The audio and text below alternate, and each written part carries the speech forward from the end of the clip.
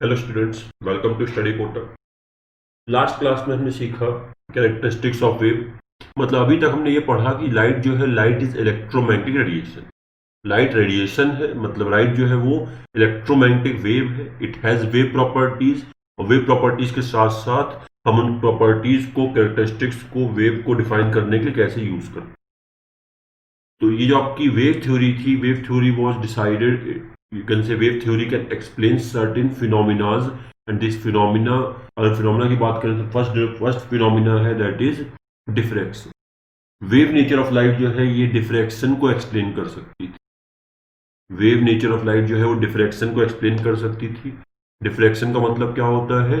Diffraction is bending of light, bending of light at corner of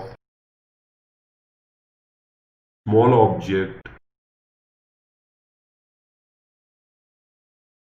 कभी कभी कभी मैंने देखा कि कुछ स्मॉल ऑब्जेक्ट्स पर जब लाइट इंसिडेंट करते हैं तो लाइट इंसिडेंट उस पर स्ट्राइक करने की वजह उसके कॉर्नर से बेंड करके आगे निकल जाती। This property is known as diffraction. It can not be explain on the basis of particle nature. ऐसी ही एक और प्रॉपर्टी थी हमारे पास, that is known as interference. ऐसी ही सिमिलर प्रॉपर्टी है हमारे पास interference. Interference is basically combination, or you can say it is combination of two light. It is combination of two light, और अगर हम सिर्फ वेव की बात करें तो it is combination of two waves. It is combination of two waves which can lead to formation of wave with higher or lower amplitude। Interference में क्या होता है, हम दो वेव्स को एक साथ कंबाइन करते हैं। कंबाइन करने में दो पॉसिबिलिटीज होती है, या तो दोनों के एम्पलीट्यूड ऐड होकर बड़ी वेव बना देंगे, या फिर दोनों के एम्पलीट्यूड जो है वो सब्ट्रैक्ट होकर छोटी वेव बना देंगे। इसे हम बोलते हैं इंटरफेरेंस। तो लाइट का जो आपका वेव नेचर था, वेव नेचर इंटरफेरेंस एक्सप्लेन कर सकता था, वेव नेचर डिफ्रैक्शन एक्सप्लेन कर सकता था, but there are certain properties which are observed which can not be explain on the wave nature of light. ऐसी कुछ प्रॉपर्टीज हमने टाइम के साथ ऑब्जर्व की जिनको हम वेव नेचर ऑफ लाइट से एक्सप्लेन नहीं कर सकते। अगर प्रॉपर्टीज की बात करें तो फर्स्ट प्रॉपर्टी जो है हमारे पास, that is known as black body radiation. First property जो हमारे पास है वो है ब्लैक बॉडी रेडिएशन। अभी हम सिर्फ इनको नाम कर देते हैं, इनमें प्रॉपर्टी का नाम बता देते हैं, कौन कौन सी प्रॉपर्टी एक्सप्लेन नहीं हुई। यहां पर लिख लीजिए properties that cannot be explained on basis of wave theory of light। There are certain properties which cannot be explained on the wave nature of light। इन्हें हम डिटेल में बाद में पढ़ेंगे। अभी हम सिर्फ उन प्रॉपर्टीज का नाम लिख रहे हैं और एक छोटा सा इंट्रोडक्शन। ब्लैक बॉडी रेडिएशन क्या है? Black body radiation is absorption or emission of large range of waves, or you can say large range of radiation by hot bodies, including change in color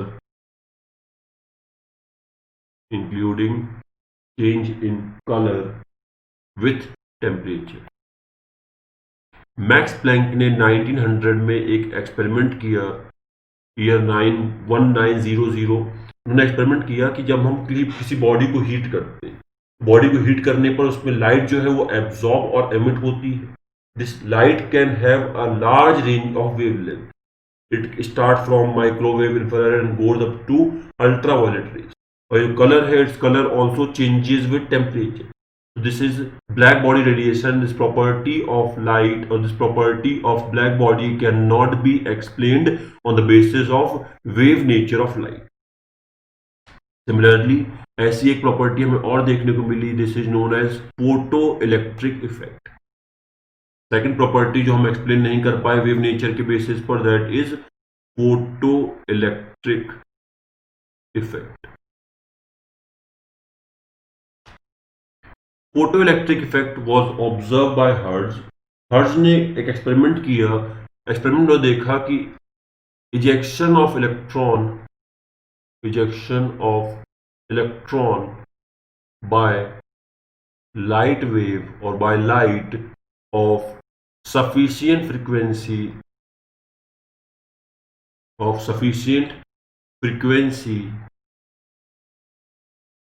is photoelectric effect, but this effect cannot be explained on the basis of wave nature of light. Third property was variation of heat capacity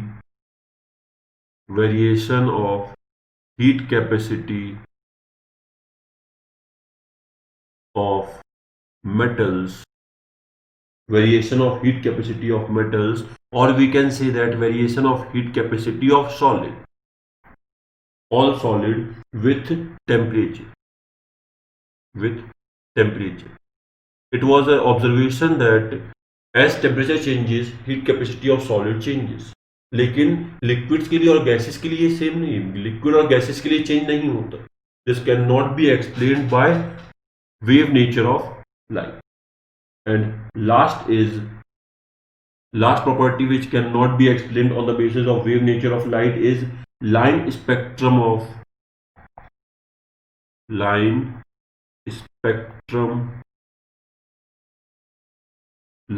spectrum क्या होता है? जब electron higher cell से lower cell में आता है, जैसे हम डिस्कस किया था रदरफोर्ड मॉडल में क्या था कि he could not explain the line spectrum of hydrogen atom. तो जब इलेक्ट्रॉन हायर सेल से लोअर सेल में आता है या लोअर सेल से हायर सेल में जाता है, तो वो एनर्जी एब्जॉर्ब और रिलीज करता है.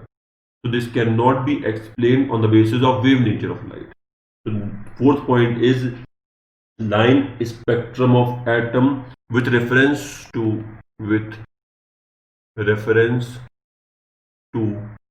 Hydrogen atom. हम हाइड्रोजन एटम को अगर रेफरेंस मान लें तो हम बाकी एटम्स के लाइन स्पेक्ट्रम को एक्सप्लेन करने में प्रॉब्लम आ रही थी. Hydrogen atom. So these are basically 4 points which cannot be explained on the basis of wave nature of light, but they can be explained on the basis of particle nature of light. हम light के particle nature consider करें तो हम इनमें से चारों point को explain कर सकते हैं, लेकिन वेव नेचर के बेसिस पर हम ये 4 पॉइंट एक्सप्लेन नहीं कर पाए. तो हम वापस आ गए पार्टिकल नेचर ऑफ लाइट पर, which is also a major part in Planck's quantum theory. Planck's quantum theory जो हमें अभी स्टडी करनी है, उस थ्योरी में का जो कॉज है, वो थ्योरी क्यों डराइव हुई? क्योंकि ये ऐसे 4 प्रॉपर्टीज थी which can not be explained on wave nature of light. तो we need particle nature of light.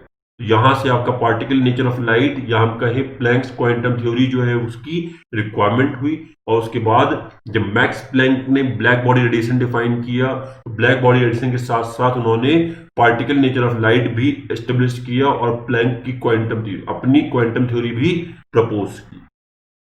Black body radiation was first observe by Max Planck, और उनके बेसिस पर ब्लैक बॉडी रेडिएशन के बेसिस पर उन्होंने अपनी quantum theory जो है प्रपोज की थी. तो सबसे पहले समझ लेते हैं ब्लैक बॉडी क्या है. ब्लैक बॉडी वो बॉडी होती है जो ऑल टाइप ऑफ रेडिएशन को एब्जॉर्ब और एमिट कर सकती है. डेफिनेशन लिख लेंगे, an object which can absorb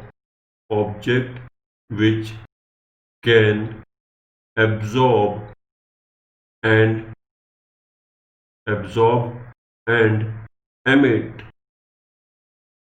all frequencies of radiation is known as known as black body. Black body क्या होती है? ब्लैक बॉडी वो बॉडी है जो किसी भी टाइप के, ऑल टाइप के रेडिएशंस को एब्जॉर्ब और एमिट कर सकती है, उसे हम क्या बोलते हैं? That is known as black body. तो मैक्स प्लैंक ने पहली बार जब किसी ऑब्जेक्ट को हीट किया, तो उस ऑब्जेक्ट को हीट करने के बाद उन्होंने देखा कि ऑब्जेक्ट हीट होने पर डिफरेंट कलर्स और डिफरेंट वेवलेंथ की लाइट एमिट करता है। ऑब्जर्व किया कि जैसे जैसे ऑब्जेक्ट को हीट करते जाते हैं, ऑब्जेक्ट हीट करने पर डिफरेंट कलर ऑफ लाइट जो है वो एमिट करता जाता है। और उसका अगर हम एग्जांपल ले लें तो उसका एग्जांपल क्या होगा? आयरन। आयरन को जैसे हम हीट करते हैं, आयरन को अगर आपने कभी आयरन नाइफ को अगर आपने गैस के ऊपर हीट किया होगा तो सबसे पहले जो कलर आता है वो होता है डल रेड। इनिशियली वो आयरन जो है पहले डल रेड, मतलब थोड़ा सा रेड कलर आएगा, और हीट करते जाते हैं तो जो आपका रेड, जो आपका डल रेड आया था वो क्या होगा? उसकी इंटेंसिटी बढ़ती जाती है, वो धीमे धीमे रेड से ऑरेंज की तरफ शिफ्ट होने लगता है। इनिशियली जब आपने हीट करना स्टार्ट किया था तो आयरन में सबसे पहले कौन सा कलर आया था? एट लोअर टेम्परेचर, जब आयरन कम गर्म हुआ था, कम हीट हुआ था, तो कलर जो था that was dull red. It is at lower temperature. जैसे जैसे हम टेम्परेचर इंक्रीज किया, टेम्परेचर इंक्रीज करने से ये डल रेड जो है ये ऑरेंज में कन्वर्ट हो जाता है। आपका कलर जो है वो ऑरेंज हो जाता है एट मॉडरेट टेम्परेचर। लेकिन अगर आप आयरन को और हीट करते जाएंगे और हीट करते जाएंगे तो वो जो आपका आयरन जो पहले रेड हुआ था, रेड से ऑरेंज हुआ था, then it is converted to yellow. अगर आप इसे और हीट करते जाएंगे तो क्या होगा? ये कलर जो है इससे येलो में कन्वर्ट हो जाएगा। जैसे आपने मूवीज में देखा होगा, जब तलवार बनाते हैं, शॉर्ट्स बनाते हैं, तो शॉर्ट्स बनाने के लिए आयरन को हीट करते हैं। आयरन को हीट करते हैं तो उसके अंदर से जब हम शॉर्ट्स बाहर निकालते हैं, शॉर्ट जो है वो येलो कलर की होती है।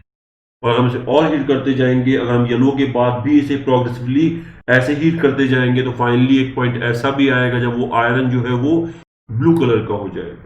तो यहाँ पर हमने ऑब्जर्व किया कि जैसे जैसे हम टेम्परेचर इंक्रीज करते जा रहे हैं, वैसे वैसे फ्रीक्वेंसी जो है वो इंक्रीज करती जा रही है। जैसे जैसे हम टेम्परेचर इंक्रीज कर रहे हैं, फ्रीक्वेंसी क्या है? इंक्रीज करती जा रही है। जैसे स्पेक्ट्रम में होता है, स्पेक्ट्रम में जो आपके पास ऑर्डर था वेवग्योर का 7 कलर्स का, तो इनिशियली रेड आया था, फिर ऑरेंज आया, फिर येलो आया, और फाइनली हम कहा ब्लू पर आ गए।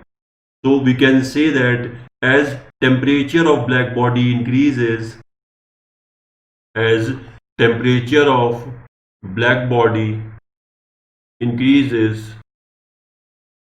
frequency of emitted radiation, frequency of emitted radiation also increases।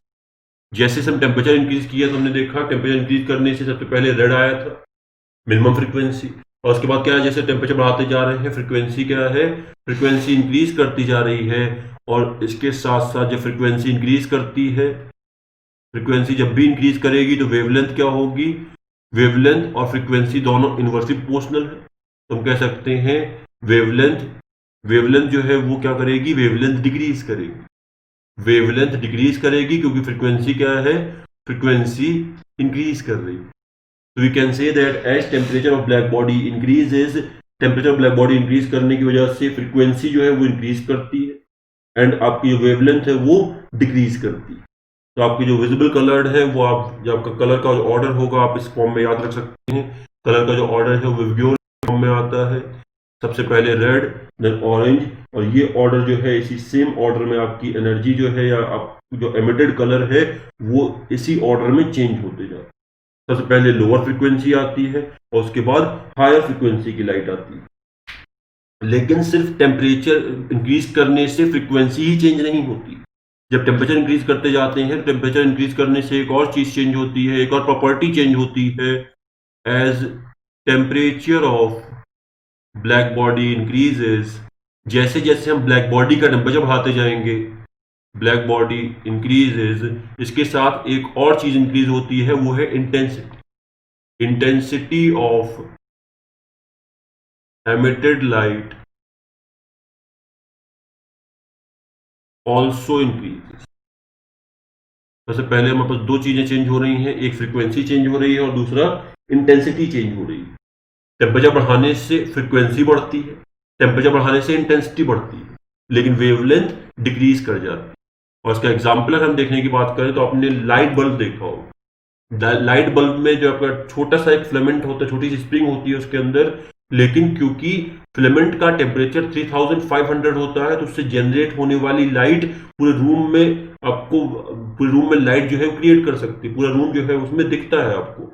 लेकिन सेम जब हम कैंडल बर्न करते हैं तो कैंडल का कलर और बल्ब का जो फिलामेंट का जो कलर है दोनों येलो है। लेकिन क्योंकि temperature of candle is around 700 degree Celsius and filament has a temperature of 3000 degree Celsius, तो जैसे टेम्परेचर बढ़ गया वैसे वैसे उससे एमिटेड लाइट की इंटेंसिटी बढ़ती है। इसलिए बल्ब जो है वो ज्यादा लाइट एमिट करता है कंपेयर टू कैंडल। दोनों कलर सेम है, जैसे जब टेम्परेचर बढ़ाते हैं एक तो आपकी फ्रिक्वेंसी बढ़ती है फॉर सेम ऑब्जेक्ट। आयरन को हीट करते हैं और टेम्परेचर बढ़ाते जाएंगे कलर चेंज होता जाएगा। लेकिन जैसे जैसे टेम्परेचर बढ़ाते हैं, टेम्परेचर बढ़ाने के साथ साथ एक चीज जो इंक्रीज करती है वो क्या है, इंटेंसिटी, और उसके साथ साथ क्या इंक्रीज करती है, फ्रीक्वेंसी। लेकिन वेवलेंथ क्या है, वेवलेंथ डिक्रीज करती है ऑन इंक्रीजिंग टेम्परेचर। तो in this graph we have wavelength and intensity. ये ग्राफ है वेवलेंथ वर्सेस इंटेंसिटी का। It is plotted for 3 type of stars, red stars, yellow star and blue star. 3 type के stars होते हैं। एक जो star आपका रेड कलर की लाइट एमिट करता है, it has lower intensity and wavelength of 700 nanometre. तो हमने देखा कि जैसे जैसे टेम्परेचर इंक्रीज कर रहे हैं, टेम्परेचर इंक्रीज करने से क्या हो रहा है, red star has 4000 kelvin, yellow star has 6000 kelvin and blue star has 18000 kelvin. तो as temperature increases wavelength decrease हो रही है। लोअर टेम्परेचर पे क्या है, लोअर टेम्परेचर वेवलेंथ 700, यहां पर वेवलेंथ जो है वो 550 रहेगी। और हायर टेम्परेचर पे जब हमने टेम्परेचर 18000 कर दिया तो क्या हुआ, 400 नैनोमीटर। जैसे जैसे टेम्परेचर इंक्रीज कर रहा है वेवलेंथ डिक्रीज कर रही है, और जब वेवलेंथ डिक्रीज करती है तो उसके अकॉर्डिंग फ्रीक्वेंसी इंक्रीज करेगी। तो टेम्परेचर इंक्रीज करने से वेवलेंथ डिक्रीज हो रही है। And on the other axis, on the other side, if we say that intensity, blue star have highest intensity followed by yellow star, and सबसे कम जो है वो है इंटेंसिटी रेड स्टार। जैसे टेम्परेचर इंक्रीज करता है इंटेंसिटी इंक्रीज करती है, और इंटेंसिटी इंक्रीज करने के साथ साथ फ्रीक्वेंसी इंक्रीज करती है, और वेवलेंथ डिक्रीज करती है। Similarly, on the second graph, we have plotted it for same object. Suppose हम आयरन की बात करें तो जब टेम्परेचर 3500 था, 3500 पे जो आपकी लाइट जो एमिट हो रही थी उसकी वेवलेंथ हमने कंसीडर की कि उसकी वेवलेंथ जो है वो मैक्सिमम ये है। जब टेम्परेचर इंक्रीज किया तो वेवलेंथ डिक्रीज कर गई, और इंक्रीज किया तो टेम्परेचर और वेवलेंथ डिक्रीज कर गई, और टेम्परेचर इंक्रीज करने पे वेवलेंथ और डिक्रीज हुई, और हायर टेम्परेचर देखा कि वेवलेंथ और डिक्रीज हो रही है। जैसे जैसे टेम्परेचर इंक्रीज करते जा रहे हैं, टेम्परेचर इंक्रीज करने से वेवलेंथ क्या है, डिक्रीज करती जाती है, and intensity of light and intensity of emitted light increase करती है। 3500 मिनिमम है एंड 5500 मैक्सिमम है, 5000 पे उससे कम है। तो जैसे जैसे टेम्परेचर बढ़ाते जा रहे हैं इंटेंसिटी इंक्रीज कर रही है, और फ्रीक्वेंसी जो है, फ्रीक्वेंसी ऑफ एमिटेड लाइट, वो भी इंक्रीज कर रही है। लेकिन wavelength decreases on increasing temperature. Black body radiation से अगर हम ऑब्जर्वेशन की बात करें, ब्लैक बॉडी रेडिएशन के ऑब्जर्वेशन पर प्लैंक ने quantum theory propose. Black body radiation के बेसिस पर प्लैंक्स ने क्वांटम थ्योरी प्रपोज की, this is known as Planck's quantum theory. According to Planck's quantum theory, light या एनर्जी जो है, energy is not continuous. Energy continuous नहीं है, energy क्या है, energy is discrete. Energy, first point जो है प्लैंक्स क्वांटम थ्योरी का, energy is not continuous in nature. Energy जो है वो कॉन्टिन्यूअस नहीं है, इट इज डिसकॉन्टिन्यूअस, और we can say that it is quantized. Energy क्या है, क्वांटाइज्ड है। क्वांटाइज का मतलब होता है कि ये स्मॉल पैकेट के फॉर्म में आती है, ये डायरेक्टली फ्लो नहीं कर सकती। मतलब जैसे आप टैप ऑन करते हैं, टैप ऑन करके वाटर जो है वो कॉन्टिन्यूसली फ्लो करता है, तो वाटर जो है, वाटर का अमाउंट क्वांटाइज नहीं है। लेकिन उन्होंने बताया कि एनर्जी क्या है, एनर्जी क्वांटाइज्ड है, मींस एनर्जी एक तरह से कह सकते हैं कि शुगर क्रिस्टल के फॉर्म में आती है। एनर्जी जो है वो क्रिस्टल के जैसी है। हम चाहें तो अगर हम ज्यादा शुगर लेनी है तो फर्क नहीं पड़ता, लेकिन अगर कम शुगर लेनी है तो हमें फर्क पड़ता है कि क्रिस्टल जो है वो एक क्रिस्टल ज्यादा हो रहा है या एक क्रिस्टल कम हो रहा है। तो एनर्जी जो है वो हमेशा क्वांटाइज होती है, एनर्जी स्मॉल पैकेट्स के फॉर्म में आती है। और स्मॉल पैकेट्स को हम डिवाइड नहीं कर सकते, जैसे आप आधा क्रिस्टल नहीं ले सकते शुगर। शुगर का आपको या तो सपोज आप 3 क्रिस्टल्स लेंगे या 4 क्रिस्टल्स लेंगे। तो वैसे ही प्लैंक ने बताया कि एनर्जी भी है, एनर्जी भी क्वांटाइज होती है, एनर्जी भी स्मॉल पैकेट के फॉर्म में आती है, एनर्जी डिस्क्रीट है, एनर्जी कॉन्टिन्यूअस नहीं है, and smallest energy packets, smallest, उनके अकॉर्डिंग स्मॉलेस्ट एनर्जी पैकेट जो है, smallest energy packet is known as quanta. Smallest energy packet का नाम क्या है? क्वांटा। अगर सिंगुलर, अगर एक है, अगर आपके पास एक ही है, एक फोटोन, एक पार्टिकल की बात करेंगे, एक पैकेट की बात करेंगे तो उसे क्वांटा कहेंगे। एंड अगर आपके पास कई सारे पैकेट्स हैं तो इसे हम क्या बोलते हैं? Quantum. Quantum is plural. Singular है तो क्वांटा, अगर प्लूरल है तो quantum. Smallest energy packet is known as quanta. और एटलीस्ट आपको अगर एनर्जी ट्रांसफर करनी है तो you have to transfer at least one packet. तो energy is not quanta, you can say energy is not continuous. Energy क्या है? डिस्क्रीट फॉर्म में आती है, पैकेट के फॉर्म में आती है। और स्मॉलेस्ट एनर्जी पैकेट को हम क्या बोलते हैं? Smallest energy packet of any substance और any type of energy is known as quanta. अगर हम लाइट की बात करें, लाइट के टर्म में the quantum of energy is known as quantum of energy in case of light. अगर light के केस की बात करें तो हम क्या बोलेंगे? इसे हम बोलते हैं photon. In case of light is known as photon. Light के लिए क्या होगा? लाइट के लिए जो स्मॉलेस्ट एनर्जी पैकेट होता है उसे हम क्या बोलते हैं? Photon. And energy of photon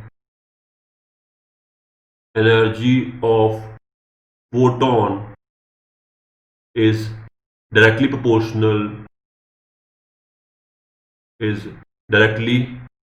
proportional to frequency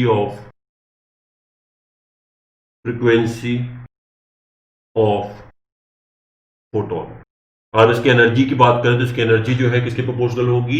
it's energy is proportional to frequency of that photon. So we can say that E is proportional to nu, and to remove this proportionality sign हम एक constant use करते हैं. This constant is h. Energy of a photon is equals to h nu. As this formula was proposed by Planck, so this h is known as Planck's constant. लगा कि बाद में कोई भूल ना जाए इसलिए इन्होंने constant को अपने ऊपर रख दिया. This is known as Planck's constant. Its value, Planck's constant has a value of 6.626 into 10 to the power minus 34 joule second. Value of Planck constant is 6.626 into 10 to the power minus 34 joule second. And E is energy of that photon. E is energy, and this nu is frequency of that photon. जिस photon की हम बात कर रहे हैं उस photon की frequency जो है वो हम ऐसे देख सकते हैं. तो this is all about black body radiation. I hope आपको वीडियो पसंद आया होगा. अगर वीडियो पसंद आया तो वीडियो को लाइक कीजिए. ऐसे वीडियो देखने के लिए हमारे चैनल को सब्सक्राइब कीजिए और अपने डाउट शेयर कीजिए हमारे साथ कमेंट सेक्शन में. Thank you.